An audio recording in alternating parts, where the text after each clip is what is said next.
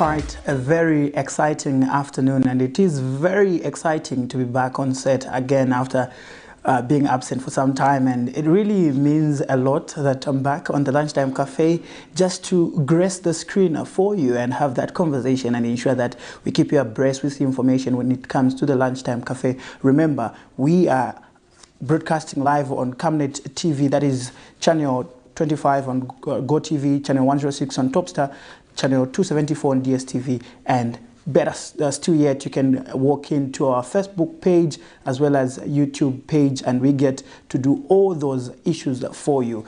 Remember, you cannot just be at home and keep it as a rock without information. We're here to provide that information, and this is the Lunchtime Cafe for you Wednesday edition with me, Nelson Zulu, a show that comes to you every weekday from Monday to Thursday, and ensure that we just have lunch together at your doorstep, at your home, and just get to understand how your home looks like, how things are happening in your community. And we get also to give you various segments, among them the Forgotten Stories segment as well as the Emerging Stories segment. And we also get to jump into our interviews, where we also give you nothing but the very best of insight in terms of information that might be topical currently. But before we even dive into other interesting issues, let's move directly into our Forgotten Stories segment, and I'll get you to load down in as far as stories relating to forgotten stories are concerned, and get to flashback so that we relate to how we've gone back then and how it is now.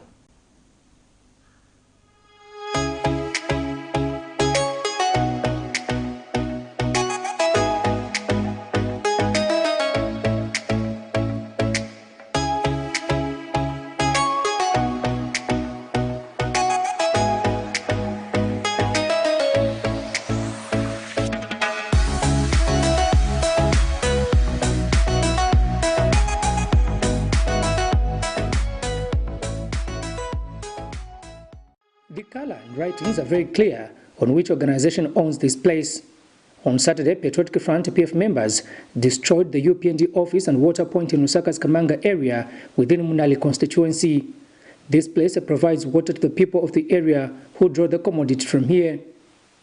Party President Hagandechile Sunday afternoon visited the destroyed place with a call against destruction and violence. What Zambians want is food. What Zambians want is jobs. What Zambians want is businesses, not destruction, not violence. PF has shown us that they don't care for you, the people of Chakunkula. People of Kamanga, people of Chainda, they don't care for you. In addition to not caring for you, they start damaging property. They start beating innocent people. Mr. Ichilema says people need development and not violence. This country has no leadership. Yes. People in this country are suffering. People have no jobs. Families have no money to feed their children. Those who completed college are not working. They have no jobs. What families eat, I don't know. Some families eat once a day. He further had this to say. I helped the people of Kamanga, Charleston with this borehole 11 years ago. That's when I came to build this facility here 11 years ago.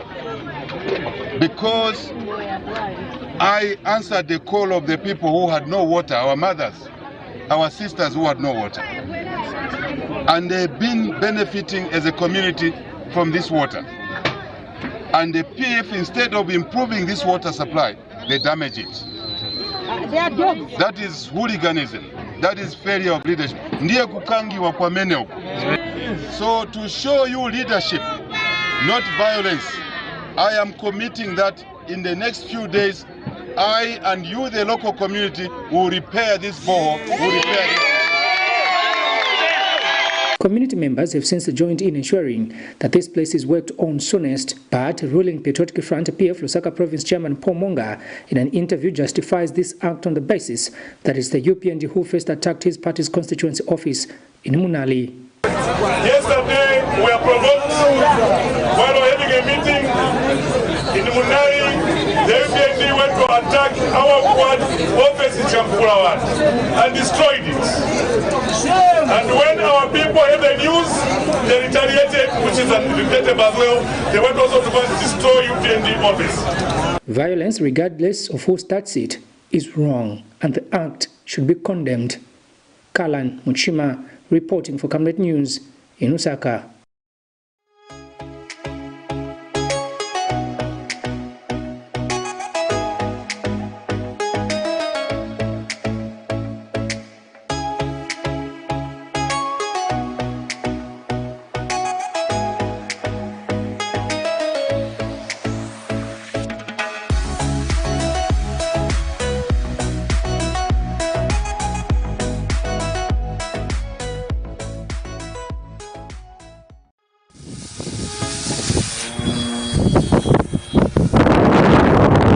This is a prototype of an aeroplane made by a graduating student from the University of Zambia, Unza. After many years of research and hard work, Onija Zani, who lives in Lusaka's Shainda compound, has finally made a prototype of an aeroplane which can fly on its own with the help of a remote control. Key among the elements of the prototype is its friendliness to the environment during the time that the country is trying its best to fight climate change, as it has zero emissions of gases. Mr. Zani highlights how his project will benefit the country in areas like job creation if fully supported. I would really say that this project will benefit the nation of Zambia to an extent that there will be a provision of employment to people who partake under this project, and also to bring more people on board. For example, people who are in the technology sector, they can actually utilize this project and bring very big improvement and development in the nation of Zambia.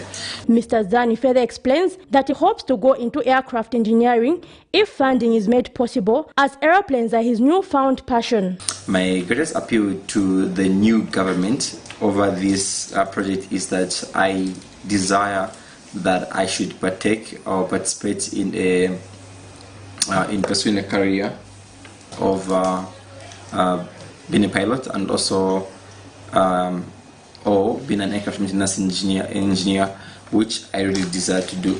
And also, apart from that, also I want to make this project established in Zambia to an extent that we can actually produce these drones in Zambia, made in Zambia, probably also export them to other countries within Africa and also around the world.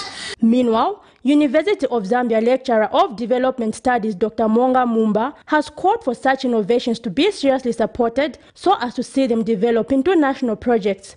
Because I see this, if it is really supported, and then eventually, this has a possibility of helping young people, instead of looking for employment, that they can be potential employers. If such ideas are developed further, and then you're talking about ability of employing other youth. He has further suggested annual fairs where citizens will be able to showcase their innovations in order to see the best projects being supported further. Zipporah Mushala, Camnet News, Lusaka.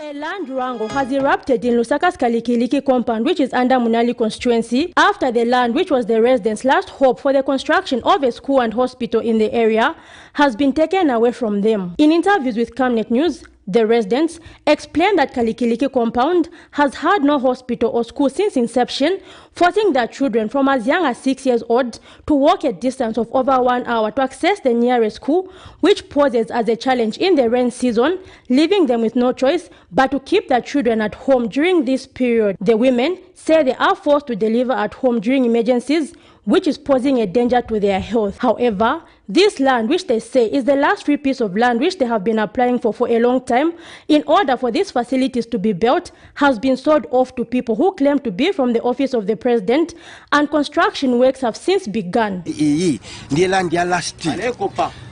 tiririra abaana bato n'abaana bamene bakali kubadwa kuchoka mala bakagodo badwa yametiririra isetakula ninapunzila just because chifua cha school.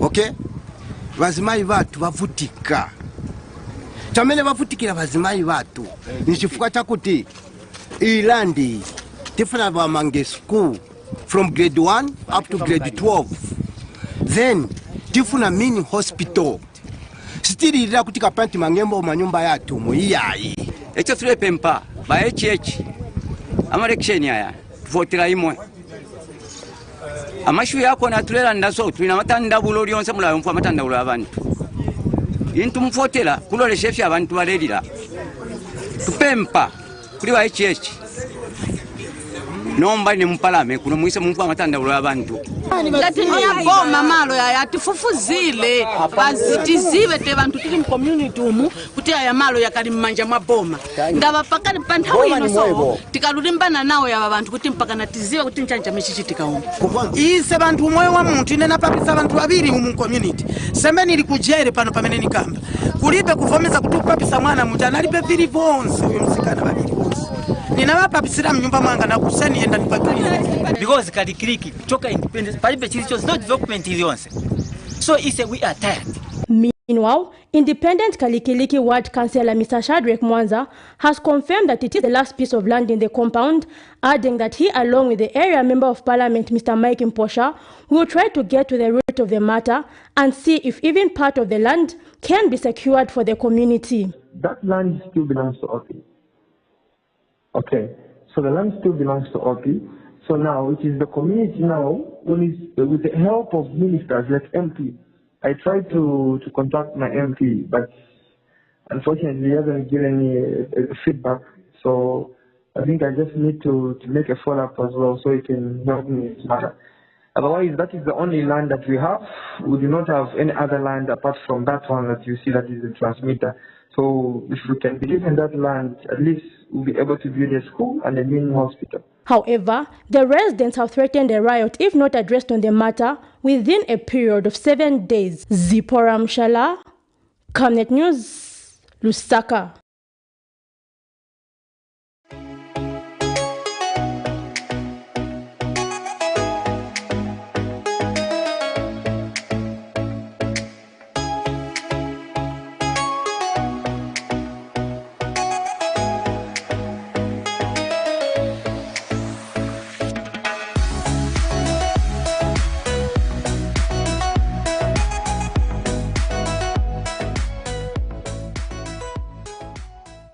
Minister of Small and Medium Enterprises Development, Elas Mobanga, has called on the citizens to take advantage of the ministry to explore various business opportunities. Addressing the media, the minister has assured government support to the local small business owners across the country.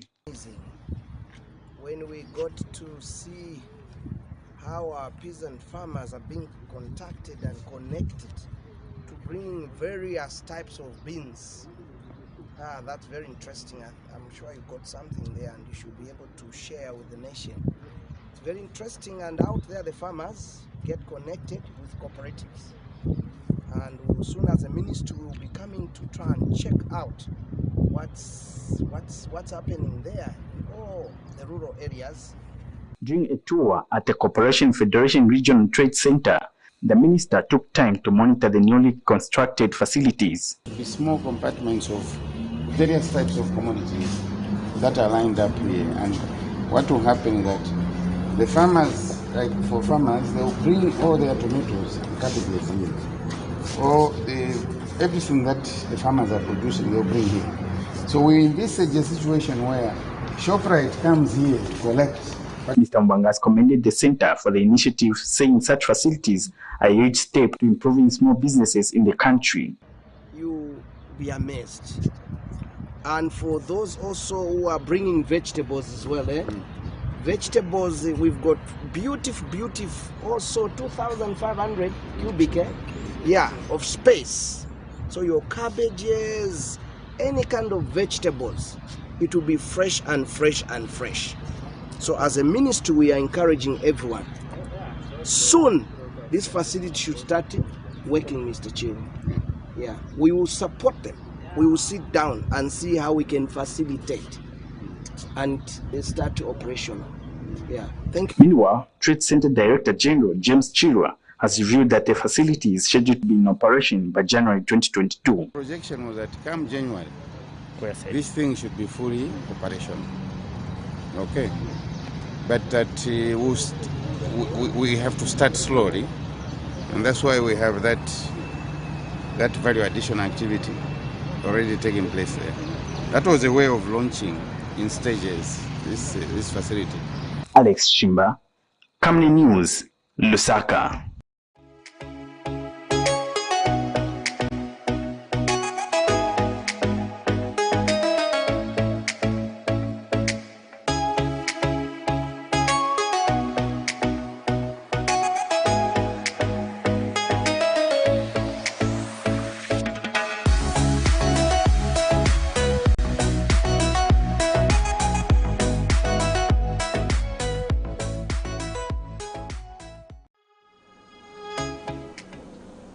Well, quite interesting. Those are some of the stories that we played you from the year 2020 as well as 2021 so that you can begin to make informed decision in terms of issues relating to SMEs, issues relating to how land is being demarcated or degazetted in Zambia. But aside from that, we're not talking anything in line with land, in line with SMEs, in line with party structure being maybe destroyed or something. We know for a fact that tomorrow is a big day as far as teachers are concerned. And in building up to that big day, we are joined in studio by the District Education Standards Officer, Mr. Nathan Kasune, just to help us understand some of the underlying issues that are there in the education sector when it comes to the teachers, as well as what we need to look forward to in terms of ensuring that our education system is improved going forward. Good afternoon, Mr. Kasune. Good afternoon, Mr. Zulu. Thank you for joining us, and thank you for being with us at this particular time. I know your schedule might be busy. I shouldn't say might be busy, but it's a busy schedule. Correct. Nelson, we are running up and down. As you are aware that tomorrow is our big day as teachers. Yes. Yes, and Lusaka is hosting a national event while the whole Zambia, they are in all districts. We are commemorating World Teachers Day. And it's not only about Zambia, it's the World Teachers Day. Well, I know the importance of what teachers or the role they play when it comes to society, because even this English that I think I'm speaking, despite it being a foreign language, it was taught by someone who is a teacher. Yeah, but before we even get into issues relating to teachers and everything, maybe someone out there might be asking a question. What's the importance, or what's the role of a district education standards officer? What do they do? In simple terms, we are looking at the standards in education. In the past, we are the people who used to be called, maybe in simpler terms, inspectors of schools. We move in schools to see whether schools have sufficient teachers, whether schools have enough teaching and learning materials, whether schools are being run properly by our administrators, and so forth and so on. But above all, we do inspections in schools to see to it that teachers are doing that which is correct in schools. And where there are gaps, we come in to mend those gaps. Well, quite an involving role, I would say. But I think another thing that also borders on the aspect of World Teachers Day, why celebrating teachers like any other profession? Why should they be celebrated? Why do you think this day really remains vital to the profession? Mr. Zulu, you are aware that teachers are the backbone of any nation. Because every profession is born through being taught by a teacher. And that's why when we reflect back, the Teachers' Day came about after a recommendation from UNESCO and ILO, which is the International Labour Organization, far back, starting from 1966s and 1990s, to ensure that they recognize a teacher because of his pivotal role that he plays in national development of any nation in the world. And as such, his efforts have to be celebrated at a particular time. Well, in case you are joining us, this is the Lunchtime Cafe on Camnet TV, where you get to join us live on Go TV channel 25, as well as Topstar channel 106, DSTV channel 274, not forgetting Facebook as well as YouTube. And this afternoon, we're discussing the plight of teachers in the country, and in studio to help us understand that topic is District Education Standards Officer for Lusaka, Mr. Nathan Kasune, who's actually also trying to expand or build up for tomorrow's exciting day for teachers, because tomorrow we're celebrating World Teachers Day, and the theme this time around is the teachers we need for the education we want, the global imperative to reverse the teacher shortage. In your own words, how do you translate this theme at the level of Zambia? I'm looking at this theme in maybe twofold. In simpler language, a dignified and valued teacher. That is the teacher we are looking at. That's the teacher we are talking about. A recognized and appreciated teacher. We want our teachers to be recognized, to be appreciated for the role they play.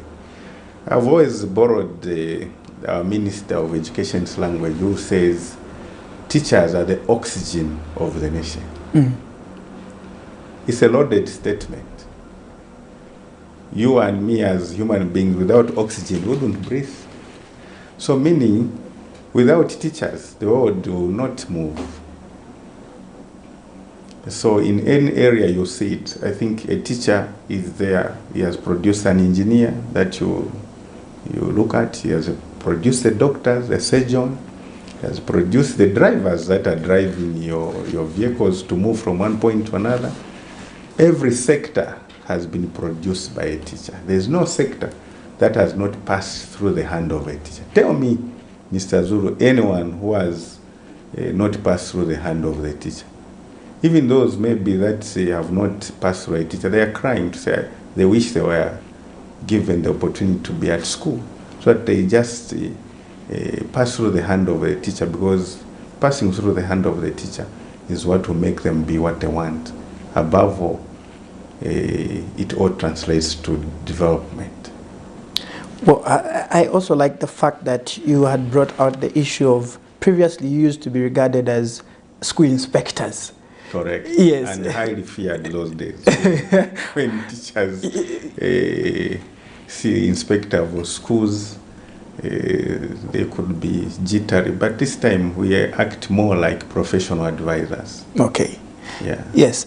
Now, from your routine activities as inspectors, from your own understanding, we've had some stakeholders that have said, in Zambia, despite the strides that have been made, we know for a fact that there was that massive teacher recruitment that was there.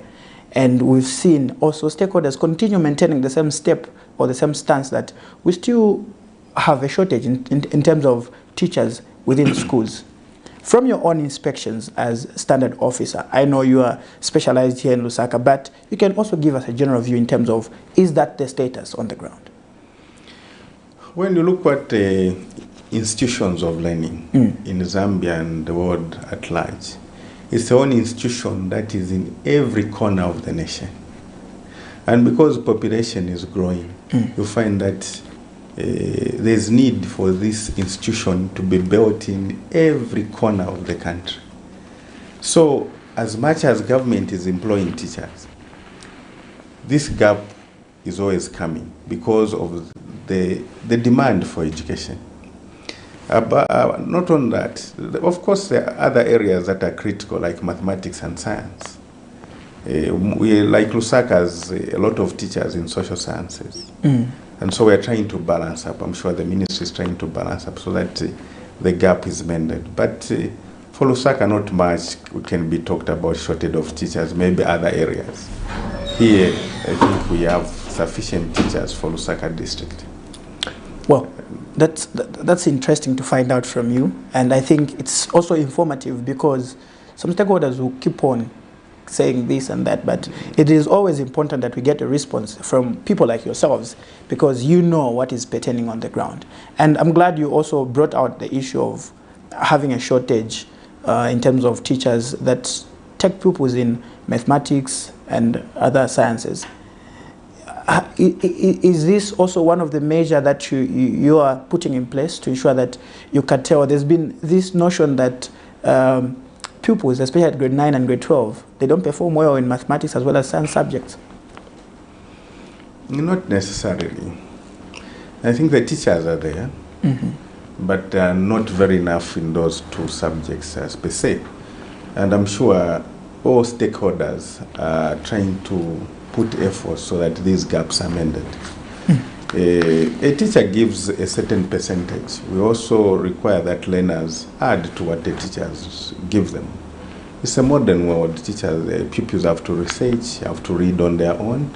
Sometimes it's not, their failing is not so much about a shortage of teachers. There are so many factors today that are affecting learners. And most parents think a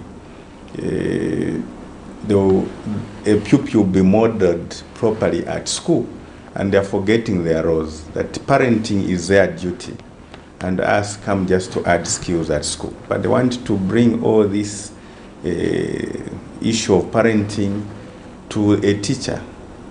And so that's why sometimes this performance is as a result of some learners not having interest in school, and the parents are too busy. Like these days, they are selling on the markets, they are busy with their jobs. So it affects the learner in a way. But so to educate a child is a twofold thing. The effort, teacher effort, learner effort, maybe say threefold, plus the parental effort.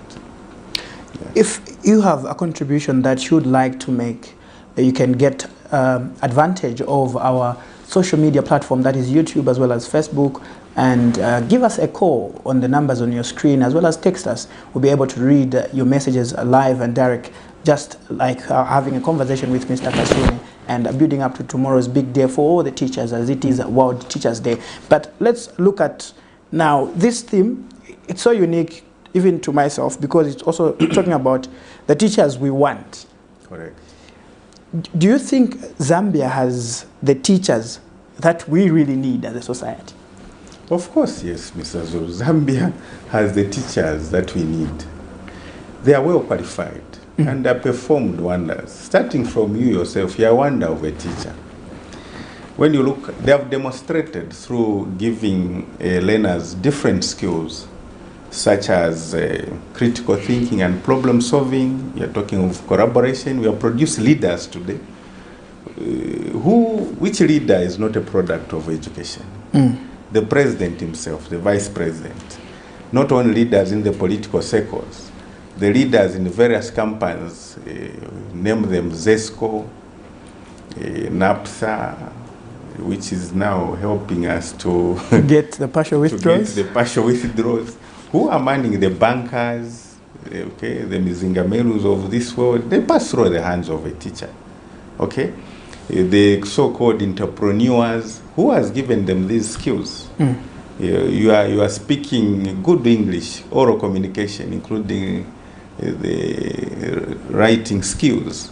Who has given them these skills? They didn't come by accident. So a teacher that we need is there. All he needs is maybe a continuous motivation, which for now I think is there for them to perform. All these minds, like when I look at you, very curious young man with full of imaginations, all these skills were imparted to you by a teacher. So to me, we have the teacher that we need. There's those in some section of society that say, I think the teachers we had back then in the 80s, the 70s, are no longer there. That quality is no longer there, because we've had cases where a teacher has beaten a pupil. Is that the quality that we're talking about in terms of standard? Can you make your point clear? Because we don't beat learners anymore.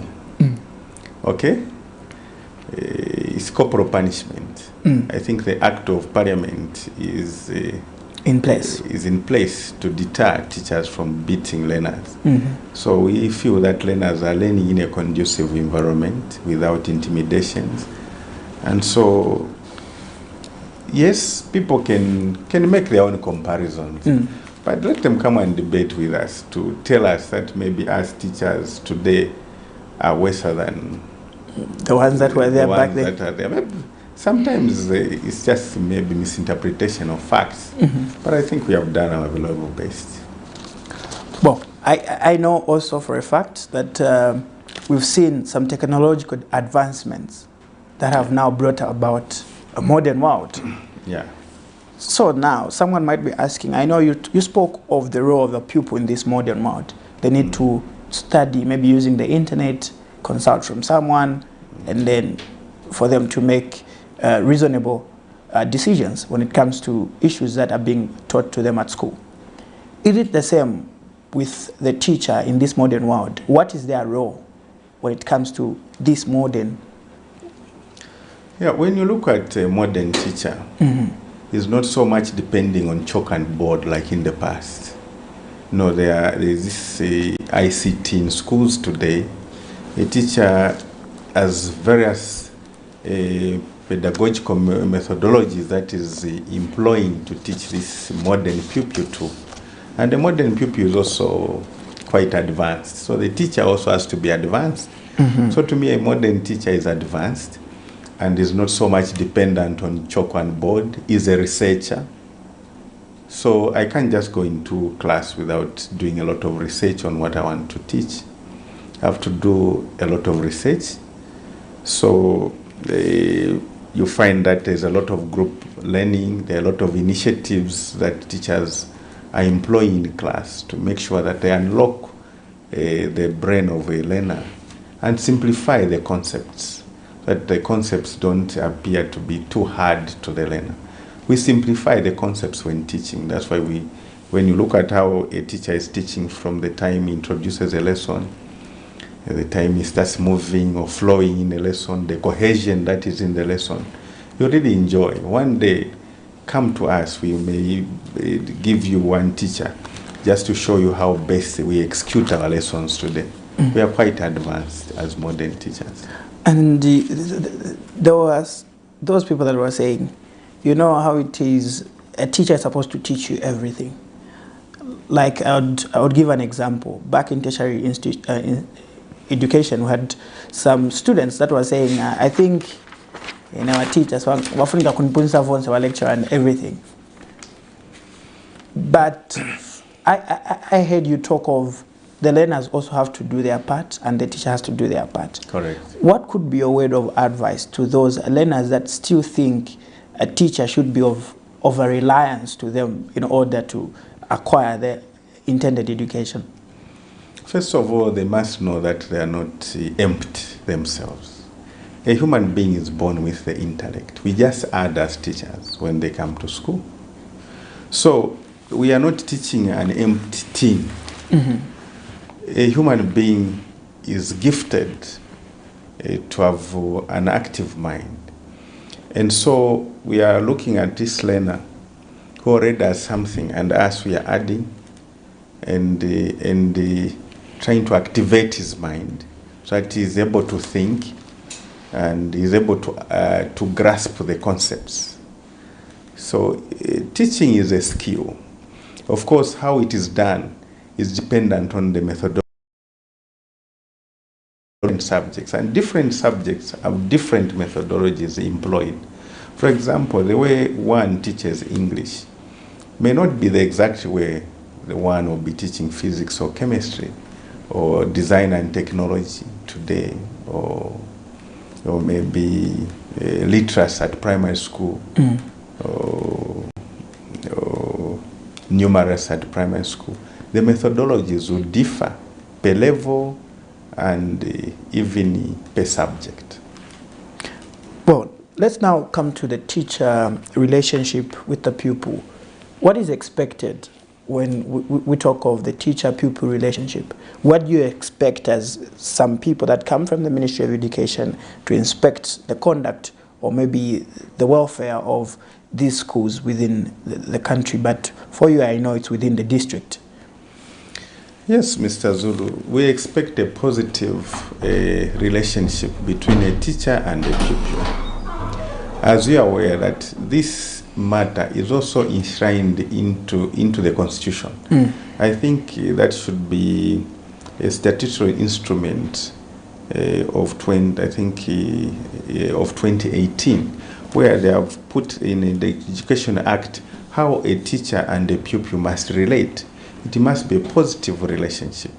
A pupil must respect a teacher must respect a learner, and also respect the views of a learner. We respect the views of a learner. We interact with them. We act as parents for them when we are at school. So we really have a duty to take care of this learner when they are in school, to give them the best, so that eventually a learner is going to appreciate a teacher and have trust in this teacher who's teaching this learner. And also the teacher will trust the pupil. So it's a two-way system. Well, now let's talk about the issue relating to the teacher-pupil ratio. I know this issue has been very topical, even with the coming of free education. What is the expected teacher-pupil ratio that we're supposed to have in schools? There are standards. I'm a standard officer. There are standards set. Okay. Just like in the health sector, you hear of a doctor seeing a certain number of patients at a particular period of time.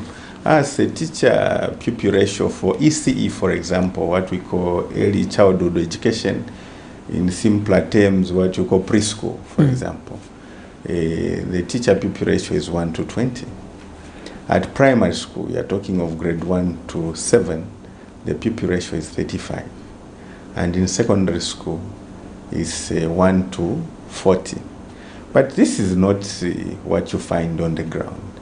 Why? Because of the numbers that have swelled due to the free education that the president has pronounced. And so we are gasping with large numbers in schools. But this is temporal to me as a standard officer. We have gone in schools, the numbers will stabilize at one time. And this is also compounded by the high population that you are seeing in Zambia.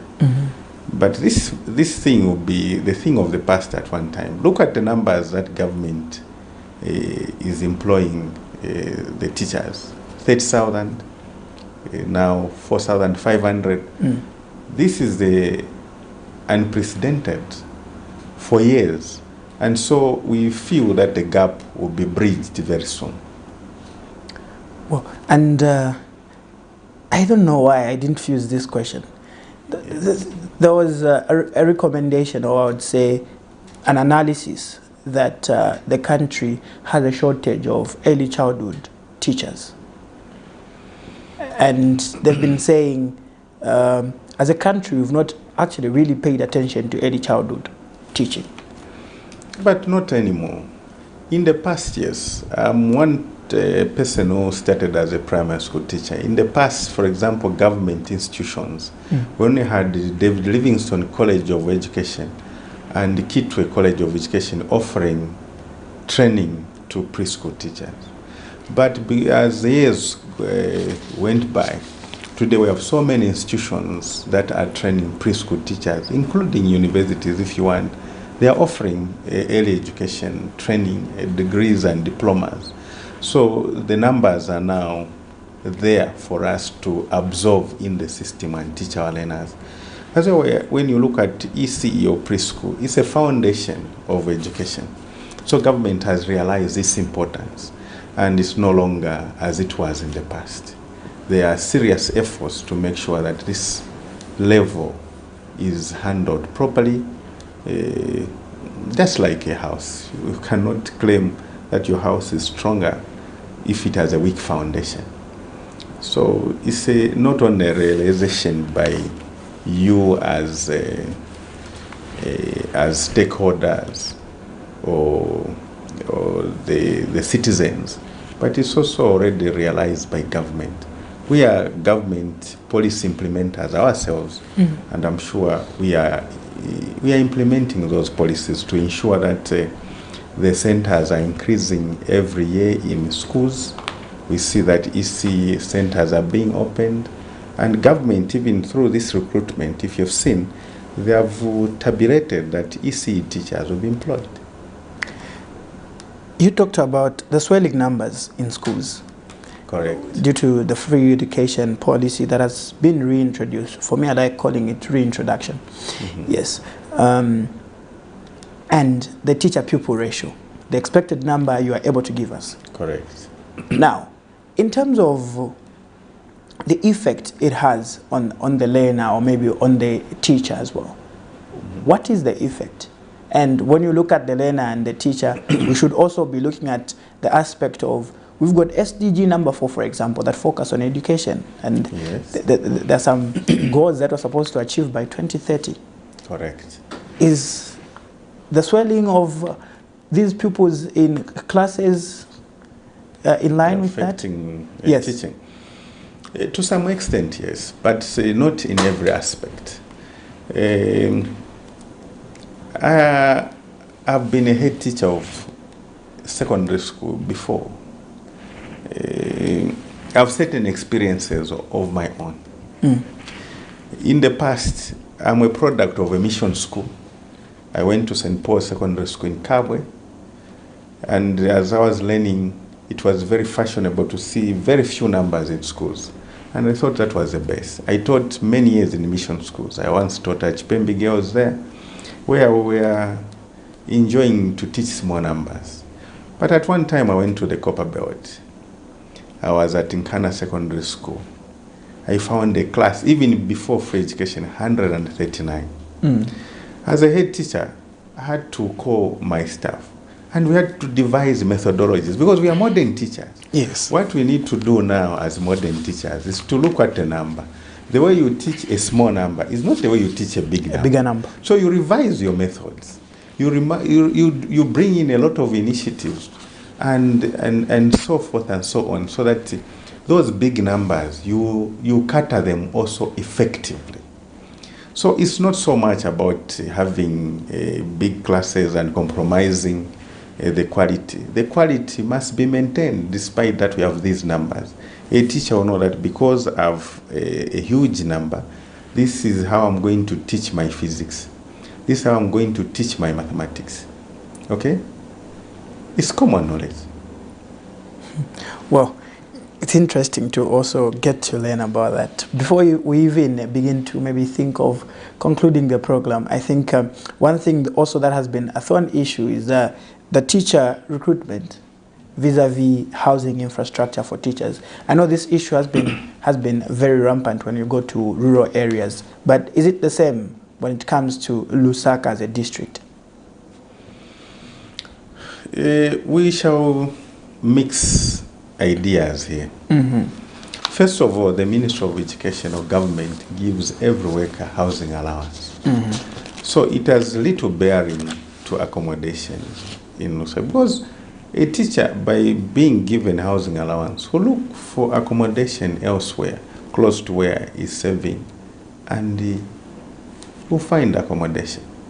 Of course, now I may not go into tabulate the issues of housing and how many houses Zambia has and so forth. Yes. I'm looking at government effort to provide housing allowance to all teachers, not to a single teacher, all teachers, as long as they are not accommodated by government, by a government house, they are given housing allowance. On top of that, on their pay slip, there's transport allowance.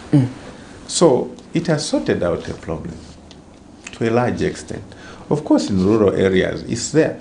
But at the same time, you must realize that government has so many partners on board. World Vision, Plan International, and so many, Build It Zambia, just to mention a few, who are in partnership with government to make sure that they reduce the shortage of housing in schools. Sure, so many efforts and initiatives have been employed by government. Tomorrow we are celebrating World Teachers Day, and I'm happy I'm interviewing someone who's got vast knowledge about teaching and everything, who's been a teacher for some time. Correct. How do you celebrate this day? How do teachers tend to celebrate? How exciting is it for you? We want to communicate a certain message to you. We want to indicate that you are what you are because of us. That message, you have to get it clearly. And therefore, we must see to it that this teacher who produced the broadcaster, who produced a farmer, and anyone else must be valued, recognized, and appreciated. That's a message you want to bring to society. You realize that sometimes you go to class, you want to find out, hey, how many of you wants to be teachers? Even learners wants to shun to be teachers. But a teacher is a teacher. Even a lecturer, mind you, is a teacher. The one who teaches a doctor is a teacher, except that it takes a connotation, a different connotation. You start calling him a lecturer. But he's a teacher by profession. So now, to us, if things have to be equal, this teacher is the oxygen of the nation. You will not breathe without us. You will not produce a doctor that you think is so important than us, minus a teacher. You will not produce a surgeon, an engineer, okay? A sky, what you call the pilot. The pilot. Those rocket scientists. You will not produce them minus a teacher. A pupil has to sit on a desk. We teach starting from handwriting. And most of you, maybe even the way you speak, you are emulating a teacher because you are a role model. Even maybe the way you walk, you had to emulate how one teacher was walking. So even the way you speak your English, you could have emulated one of the teachers that you liked at school.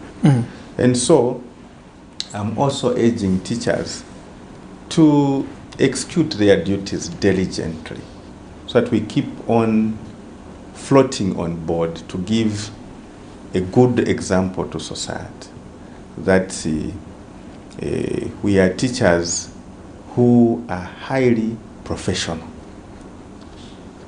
Your concluding remarks, even as I know you've explained how you celebrate your day, but I would also like to get your concluding remarks. I don't know if you would want to wish your fellow teachers an advanced Teachers' Day. A very happy Teachers' Day. Okay. You may not see my happiness here in the studios, but deep down my heart, I'm so excited. And I want every teacher to be excited. It's their day, it's your day. And not only teachers alone, including you, products of teachers, must join us to celebrate this day. If possible, Mr. Zulu, one day try to give a gift to a grade 1 teacher who taught you. It makes sense. Okay? It will make sense. A teacher who has retired should be appreciating these teachers in a way. We are not saying that you corrupt us, but you appreciate us. So, it's our day tomorrow. We shall be at Showgrounds.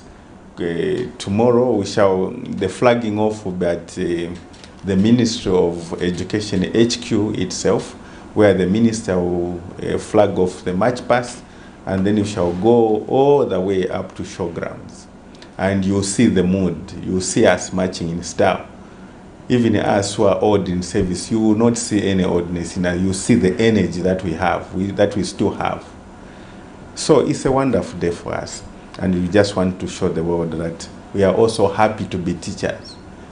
It's not that we are not happy to be teachers. We are so excited. We appreciate to be teachers. We are happy and we are enjoying being teachers. It's our profession and we die. I don't think of resigning to any other job.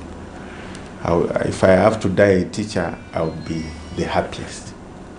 Well, we've been having a conversation with Mr. Nathan Kasune, who happens to be the District Education Standards Officer for Lusaka, just to understand some of the plight of teachers in Zambia, even as we head towards the World Teachers' Day that falls on the 5th of October each year, as they get to celebrate their day. I've been your host, Nelson Zulu, on the Lunchtime Cafe Wednesday edition. Do make a date with us again tomorrow with Kozi Makokwa. But for now, we say bye. Keep it on Camnet TV.